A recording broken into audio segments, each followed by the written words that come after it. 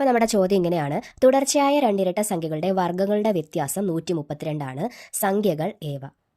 അപ്പം നമുക്ക് തുടർച്ചയായ രണ്ടിരട്ട സംഖ്യകളെ ഒന്ന് എക്സ് എന്നും ഒന്ന് x+2 എന്നും എടുക്കാം. ഓക്കെ ആണല്ലോ? എക്സ് എന്നും എടുത്തു, x+2 എന്നും എടുത്തു. ഇനി ഇവയുടെ വർഗ്ഗങ്ങളുടെ വ്യത്യാസം 132 ആണെന്നാണ് പറഞ്ഞത്. അപ്പം വർഗ്ഗങ്ങൾ എന്ന് പറഞ്ഞാൽ ഇതിൻ്റെ സ്ക്വയർ എടുക്കുക. അപ്പോൾ ആദ്യം നമുക്ക് വലിയ സംഖ്യയായ x+2ൻ്റെ എടുക്കാം. x+2ൻ്റെ സ്ക്വയർ മൈനസ് എക്സിൻ്റെ സ്ക്വയർ എത്രയാണെന്നാണ് പറഞ്ഞേക്കുന്നത്? 132. ഓക്കെ ആണല്ലോ? ഇത് x+2 ദ ഹോൾ സ്ക്വയർ എന്നല്ലേ കിടക്കുന്നത്. അപ്പം നമുക്കിതിനെ എങ്ങനെ എഴുതാം? X square plus 2 into x into 2 plus 2 square minus x square is equal to 132. Okay ആണല്ലോ? X square plus 2 into 2 4 4x plus 4 minus x square is equal to 132.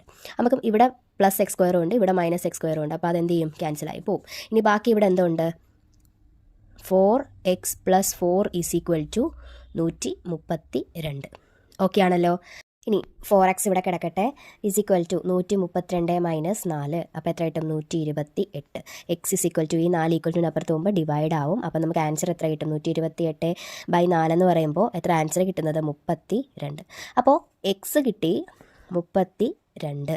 ഇനി x+2 എന്ന് പറയുമ്പോൾ 32ൻ്റെ കൂടെ 2 കൂടി കൂട്ടുക, 34. അപ്പം നമ്മുടെ സംഖ്യകൾ ഏതൊക്കെയാണ്?